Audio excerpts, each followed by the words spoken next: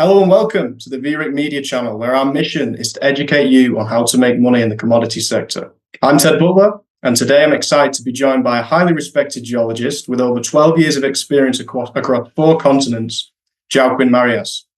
As many viewers will already know, Joaquin's doing some excellent work in the Golden Triangle as a geologist for Dollarization. However, he also advises Frank Justra's Fjord Group on opportunities in Latin America, where he leverages the connections from his roots in Mendoza, Argentina. Joaquin, it's a pleasure to have you on the show.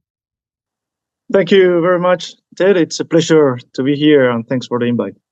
No problem. So as much as I'd like to talk to you about Dollarization, I want to keep the discussion today focused on your home country, Argentina. Obviously, Argentina has been suffering from triple-digit hyperinflation in recent years, and the new chainsaw-brandishing president, Javier Milei, is proposing a form of economic shock therapy to remediate these problems. However, before we get into Milei, I'd like to draw on your experience growing up in Argentina as a means of providing some historical context for our viewers about why the Argentine economy finds itself in such a mess today. More specifically, I'm curious to know, how is it possible that a country that was once globally ranked first on GDP became a country with so many political and economic issues?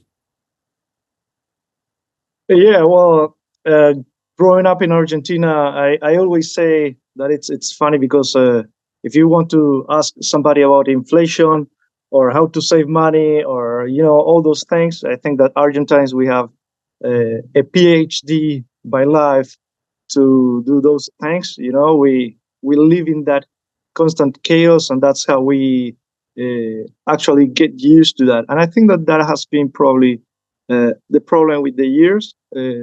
The matter that people sometimes get used to those politics that come somehow slowly, and I call them slow motion hardcore left policies, because they will come in drops, like very little, but they start to accumulate, and at the end, there is no way to change things. It's too late, and I think that you can see some of that around the world. I think that that's why Milei also has been saying that Western it's in danger. So back to your question, I think that that's a very important question to have an idea of what's the story of the country, to understand why we are where we are today. So your audience will know that Argentina was a Spanish colony.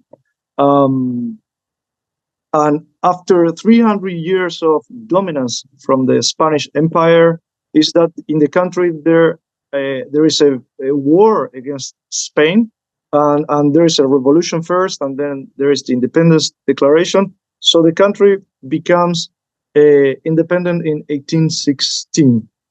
In 1853, that's not much after the independence, the constitution is approved, and suddenly all these people that it's now free, that it's living in this territory that now has a name, and it's called the Argentine Republic, it's finding themselves with this abundance of resources and land. And this news start to spread all around the world, right? And that's when we have these massive waves of immigrations in the late 1800s.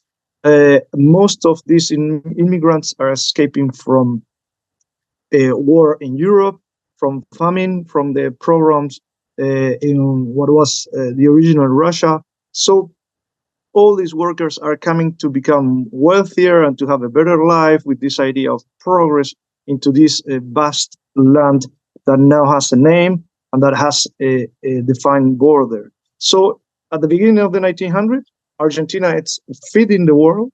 We are exporting cattle, we are exporting grain. And on that first decade is that we became the country with the highest GDP globally. And it's funny because it was a country that was building itself. That's when tango was born. That's when the industry was starting to be built. That was when all the huge ties and alliances in the geopolitical format were being created. And everything is going well until the First World War, that it stops somehow the exports. So it's a country that it's starting to grow very, very powerfully, but the First World War gets the exports to be stopped. Then we have in 1929 the Great Depression, which is much worse for the country. And, there is some social discontent, there is some political discontent, and things start to go wrong, very wrong in those years. And in 1930, we have the first military coup. So from this coup is that a general that becomes a bit famous in between the military and in between the people. This general is going to be then the one that will become president in a democratic election, and that general is Perón. So Perón comes into power in 1946. He's coming into power with Evita, who's his wife, and they bring this kind of Robin Hood style of politics, creating unions all over the place, bringing this populism that it's brought into the country. There is a lot of indoctrination to the young generations, and that start to create this kind of environment that will stay forever in the country. Then we have another coup. Perón is coming back in the 73. Again, a lot of discontent from the military. Then there is another military coup, now with a lot of violence, a lot of human rights abuses. This coup starts in the 76, and it ends up somehow after the infamous war in 1982 that we fought in the Southern Atlantic with England. And then in the 83, we have democracy back. The thing is that since 83, there is this feeling after all these military coups, this feeling of rejection to authority, this feeling of rejection to somehow order, this feeling of rejection to strict things. And there is also this feeling that you need to live from the state, you need the government to live on your daily basis. So this new wave of populism, it's there to stay. In 2002, the Kirchner family came into power, and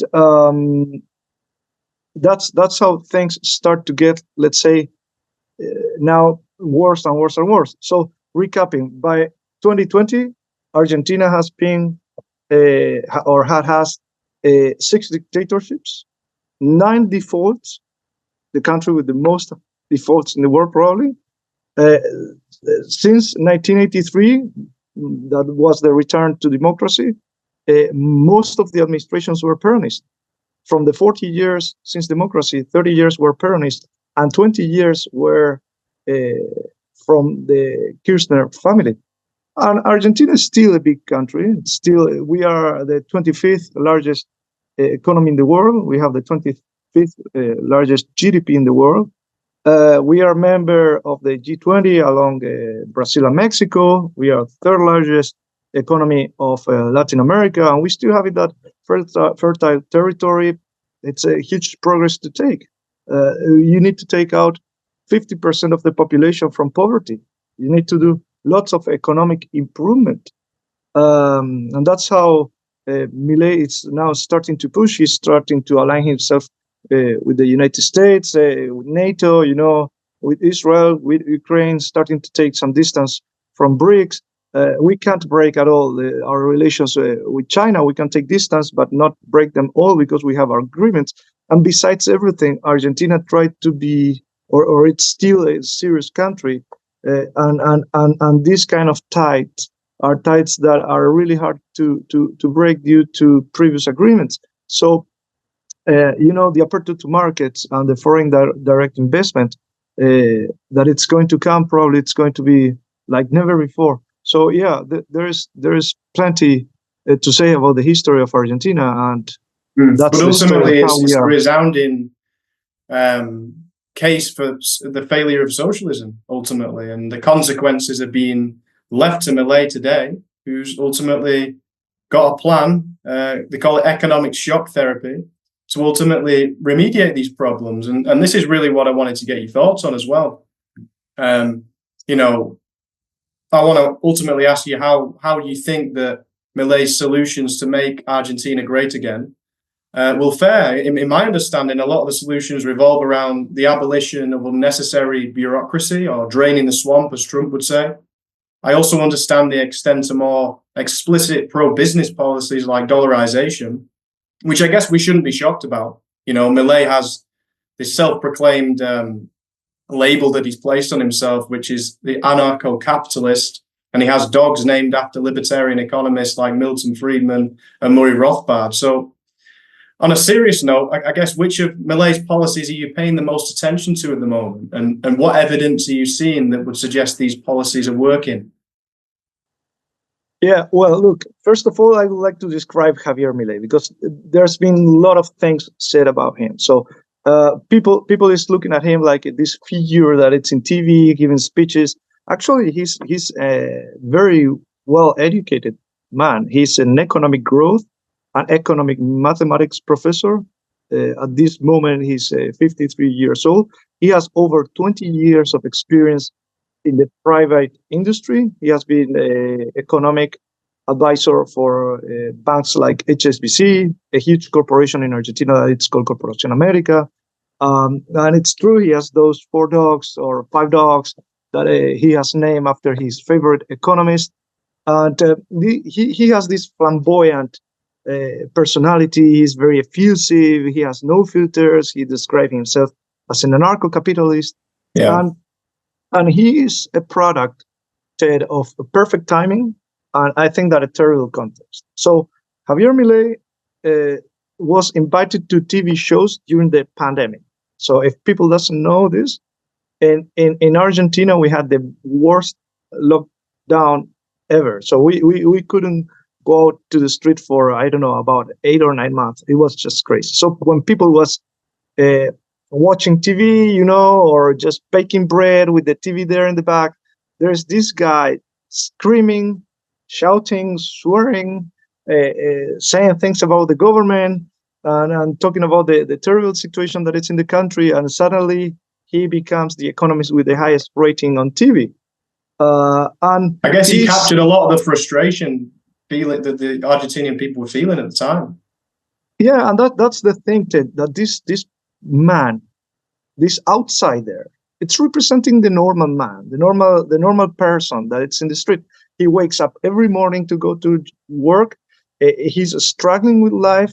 He's carrying some money to buy something into the supermarket, and it's not enough because things are double the price than before. So he represents the normal person, and he has no political background, and that's what captivated the people. So imagine, after 20 years of leftist governments, and when I say left governments in Argentina, it's not what it's understood in North America as left governments. I'm talking about Venezuelan style of left government, Cuban style of left government. That's how hardcore is the left in Argentina. So at that moment, education and health is totally deteriorated. Security, it's getting worse and worse and worse. There are abundant market restrictions, currency controls, constant fear from the people. This person, Javier Milei, he gains the media, he gains the population. So he's convinced that he can make some change, but he wants to test himself. So he runs for deputy in 2021.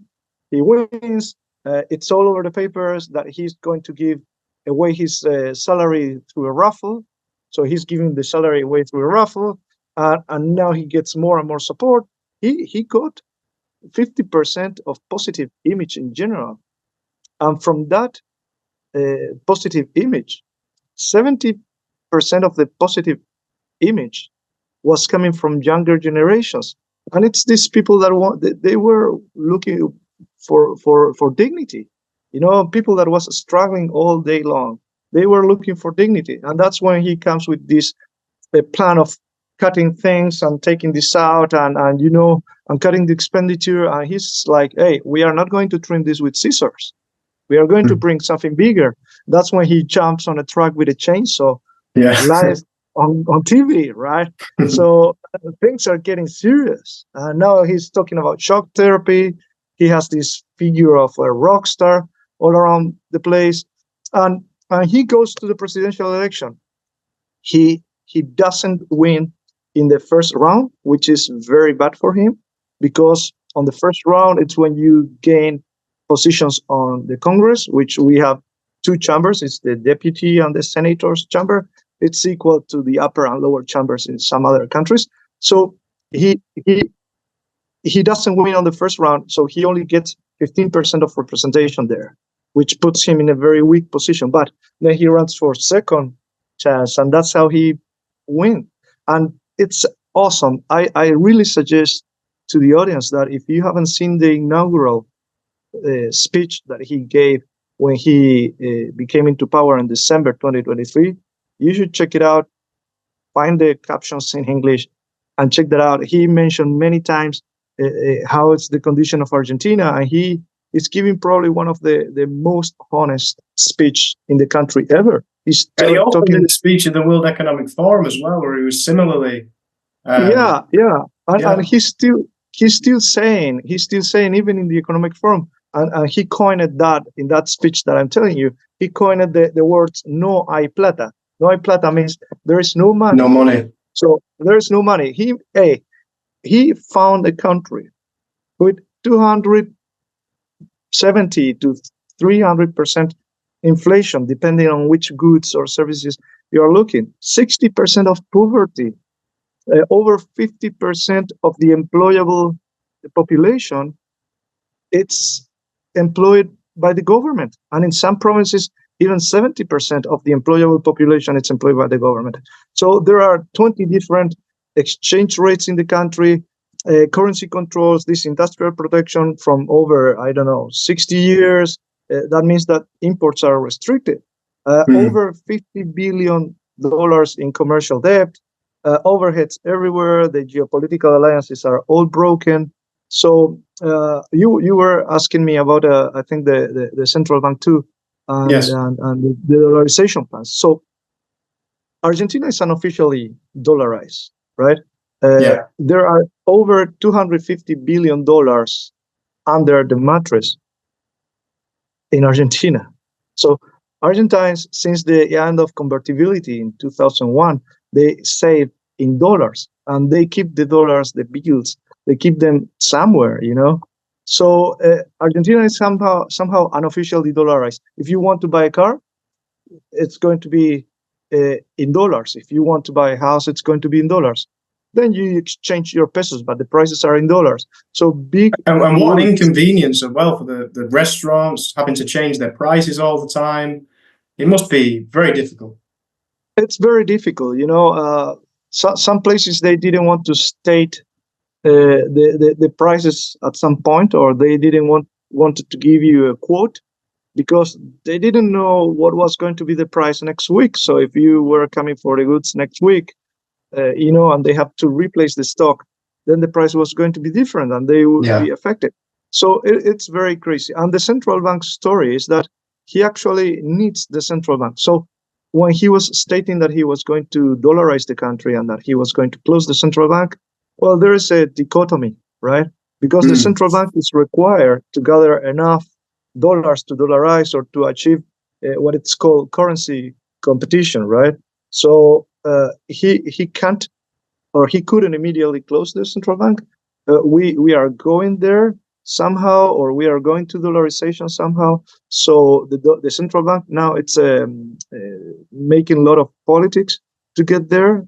They are looking for convergence in different things. So it's and how do you think that will actually function? Do you think there'll be sort of like the US dollar and the peso, at the same time, like a dual exchange rate, or like how do you think this will practically come into be?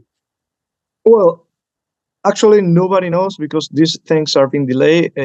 Even after the Black Monday from this second week of August, they are saying that it's going to be harder and harder to get out. That it's today, and the restrictions that are related to the currency exchange, the foreign currency exchange. So I don't know how actually will work. Probably there will be two currencies. Probably the country will be dollarized.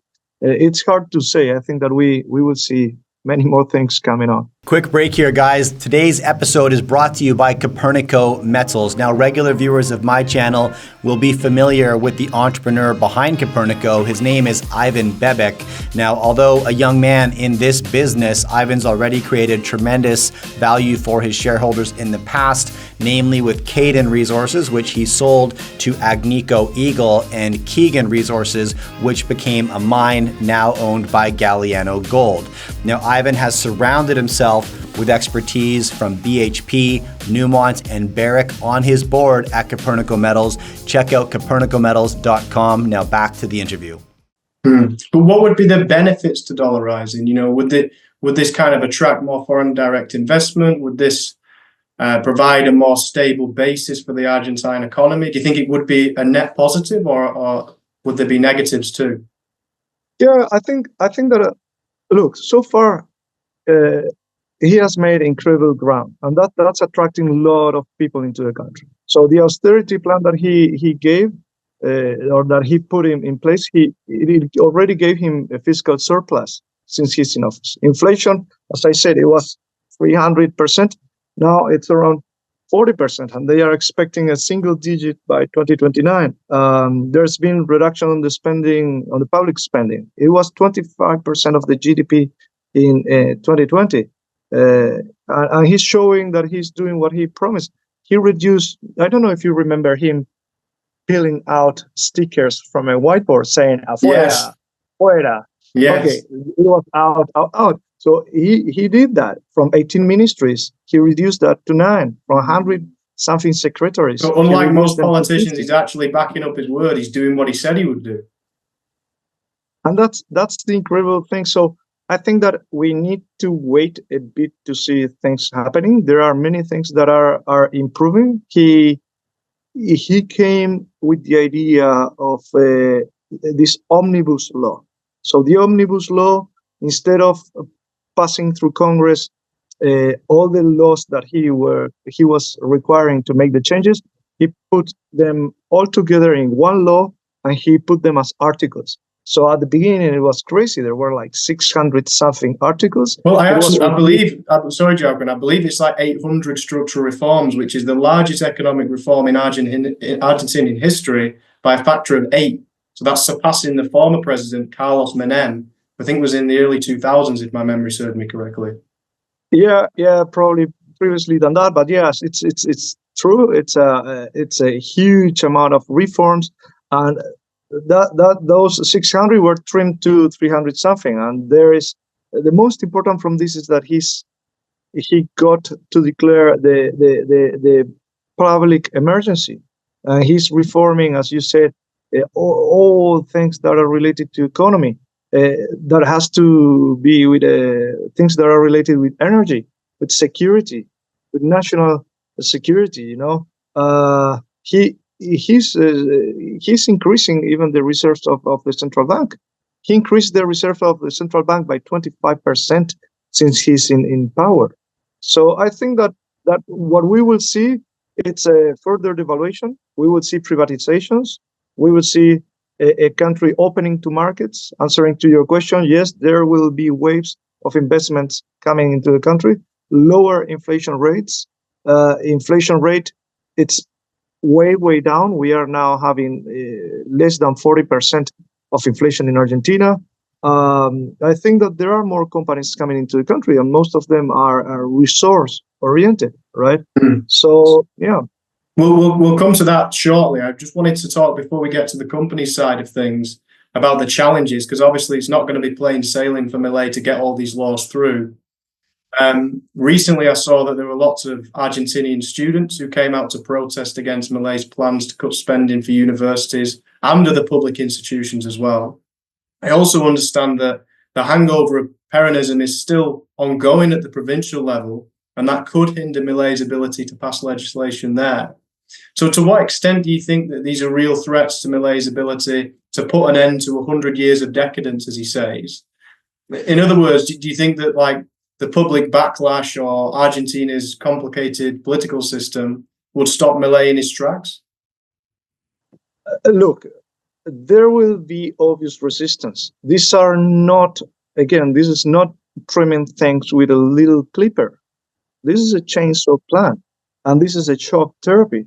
So there is plenty of people that it's not just complaining or opposing. There is a huge proportion of the population that it's suffering very hard. Subsidies have been completely cut. Some help has been reduced. So Argentinians are going through a very, very bad moment in history, and I'm very proud about the Argentinian country. Those are the real heroes today. The population that it's there, going through all these reforms, and that they are buffering all these issues, and they are hoping things will change, and they are not coming out to the street to destroy everything and try to get back to those previous parasitic systems where you need the state to live. And it's true what you're saying about the governors. So as I said, he won he didn't win on the first round, so he only got 15% of representation in the Congress, which is very few, and he doesn't even have a provincial majority for the governors. So he has been very clever in doing alliances, and these alliances, I think, that are the ones that will drive him to the future success. He made this Pacto de Mayo, which was an agreement with the governors. It was intentionally to be done in May, that it's the revolution of May, which is a very patriotic day for Argentina, but actually it was made in July because they were trying to combine these strategic alliances, and 18 governors got together to sign a blend of economic, strategic, and political, maneuvering and agreements that will give him some air or some room to make improvements. He's setting the ground rules for the provinces on a certain understanding of the situation, and he wants the supporting of these provinces to the national plan. So the population, it's supporting. I would like to show you something and make a quick break here. So these are 25 cents Canadian cents, right? It's a quarter. So the same date as today, 1 year ago, you could go and change this for one of these. This is 100 pesos. So for you to see how bad things are, if you want one of these today, you can't use one of these. You will need not only two, but you will need three of them to get the same as this. So that's very bad, and that's why I'm saying that the population is very brave. So tuna can or milk or whatever, it's in this foreign coin, in dollars, Canadian dollars or American dollars. It's in dollars. So now people need 3 times more money, and salaries, they haven't gone up. So they've been going up slowly, but not as much as inflation. It's very hard to keep with inflation. He stated that inflation was going to reach hyperinflation levels at some point. He makes a calculation that gives him a result of 15,000% if things were not changed. So the shock therapy was really required. If you just and of course, in the short term as well, Joaquin, that's probably going to cause maybe more poverty, more unemployment. But the Argentinian people who know understand that it's short-term pain for long-term gain. Would I be correct? Yeah. It's for the first time, people is saying, okay, we need to do this. Remember, it's been 20 years or 30 years of Peronist governments. So people that it's in the age to vote, they haven't seen anything different, and they are willing to do the sacrifice. They are willing to do the sacrifice, and that's why I'm proud for them.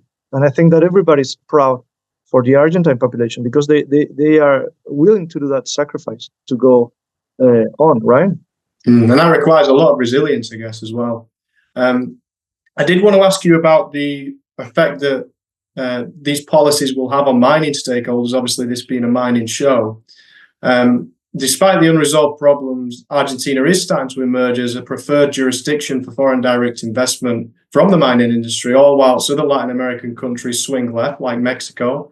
The prospect of resource nationalism with their new president. Even if you look to Brazil, where Milei just went, you got Lula, who he actually declined to meet, and he met Bolsonaro instead. But anyway, going back to the point, a few days ago, we saw BHP London Mining acquired Filo Corp as part of a $3 billion deal that included copper assets in the Vicuña district, which you'll be aware of, which is in between Chile and Argentina. So my question to you really is, to what extent do you think this is the beginning of a new epoch for Argentina in terms of increased mining and oil and gas investment? And how instrumental would the VRIC Act be in terms of incentivizing this new investment? Well, yeah. First of all, I'll speak about the BHP deal in mining, and then I'll go back to the VRIC, because the VRIC is something that it's very important for the industry, and I think that that is something that deserves its own special mention. Yeah. Thing. Yes. So yeah, it's true. BHP did this deal with London for Filo, and they are creating this Vicuña district that you have seen that in the Chilean side, it's Caserones and Los Helados. On the Argentine side, it's Filo, Jose Maria, and Lunahuasi. And it's a massive thing. It's in between these two regional belts, the Maricunga belt and the Indio belt. And only in that district that now they have named the Vicuña district, they have there around 60 billion pounds of copper and over 35 million ounces of gold. And there's lots more to come in there. So plus the silver and molybdenum that they have. So yeah, it's huge. Argentina has no copper production since 2018. And Argentina is next to Chile. Chile is the first producer in the world, and they produce up to 25% of the copper of the world. And they export $40 billion per year in minerals. And Argentina is only exporting $4 billion in minerals. Wow. So with the 8 main projects, the 8 main copper projects that are in Argentina today, they expect that by 2035, just those 8 projects will be enough to export $8 billion per year. So for you to have an idea, oil, today it's around $6 billion per year in exports. So it's a huge stake. I think that, yes, there are companies coming back into the country. There are waves of investment. Some airlines that were kicked out are coming back into the country. Rio Tinto is in the country. Tech, it's in the country. You saw the talks with Elon Musk and Milei on that famous picture. And all these things, are very, very encouraging. And a lot of focus on natural resources. I wouldn't be surprised that Elon Musk will come somehow to Argentina. We have probably, this is not very well known, but in the south of Argentina, there is a lot of assembling factories where we assemble things. It was somehow Nokia before. Now it's Samsung. We assemble fridges, cars, a lot of things in Argentina. So we have that know-how and that experience. So I wouldn't be surprised that Tesla will be coming somehow into Argentina. The foreign direct investments in Argentina today are not extremely high. They are around $15 billion of FDI inflow, and the FDI inflow for Chile, I think that it's around 20 billion. So it doesn't matter how big is your country or what are the resources that you have. It's how you administer them, right? And that's been the problem forever. Remember, it's a Ferrari with a very bad driver. It's a Formula One car with a very bad driver. So mining and oil, they represent today above 20% of the foreign direct investment in Argentina. It's the second category after manufacturing. So foreign direct investments are very important, and that's how we get to the RIGI, right? So the RIGI, it's one of these laws that were included in the omnibus law, one of those 380 articles that they passed through the Congress. And it's RIGI means large investment incentive regime. So this regime, it's for companies that are going to invest over $200 million in the country. Not only foreign companies, they can be even national companies from Argentina. This is a tax, customs, legal, foreign exchange benefit pack for 30 years. It's taking the corporate income tax from 35% to 25%. It's giving them exemptions on new taxes that are created during that period. They get an exemption on the import duty on capital assets and machinery, foreign currency export income benefits, a reduction from 7% to half of that, 3.5% on dividend tax. I think that they will be able to pay added value tax with tax credits, and also they will get accelerated depreciation. So there is a list of things that run in different years of your operation, but it's a very, very good incentive. And those are real tangible incentives, aren't they? They're not, nothing. They're practical incentives to come to Argentina and start mining the resources there and ultimately creating economic value, which is what a lot of the countries in the West are failing to do at the moment. Yes, and look at this. It's somebody told me that it's taking the total tax load from 50% to around 30%.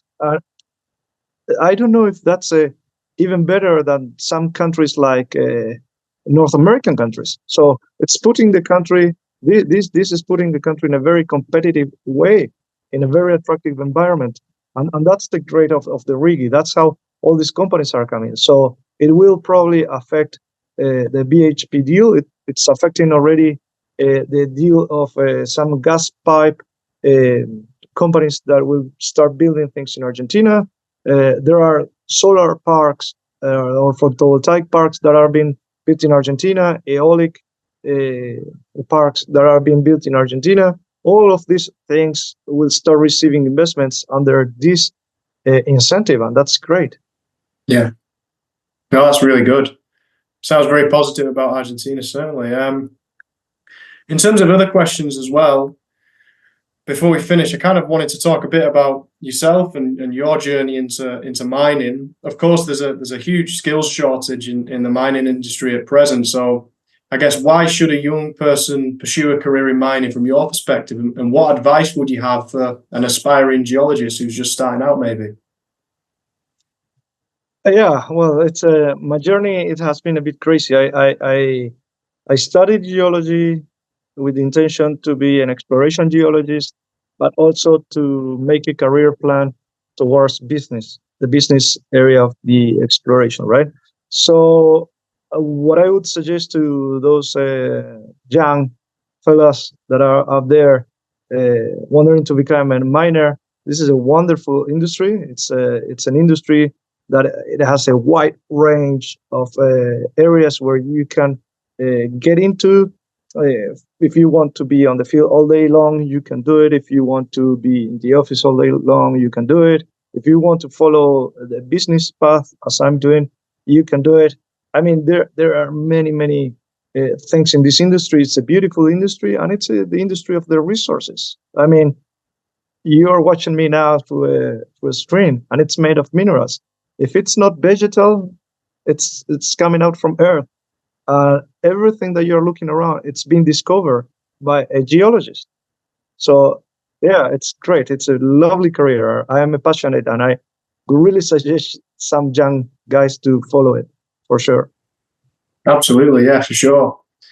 Certainly, one of the things that drew me to commodities was realizing where everything comes from, and I think there is a disconnect today in terms of people don't see or recognize where things do come from, which is obviously commodities. So you're also doing an MBA at the moment, Joaquin. What's the most illuminating insight that your studies have revealed so far? Yeah, I'm doing an MBA with the in UK with the University of London. So I think that probably the most revealing it's when you start to learn. This is not my first language. I'm speaking English, and my first language is obviously Spanish. And I think that opens to yourself certain doors. It opens you the way to get involved with the world. So studying an MBA is like studying a language, and I think that has been the most revealing for me. It's given me the language to be in another environment, to get involved with other things, and it's great. If you can't afford to do an MBA, I would suggest to go through the website, to the web, and try to learn by yourself, because it's great. It's a language that you will learn, and it's something that will take you to many places for sure. Absolutely, and that's a good way to summarize it. As well, last question.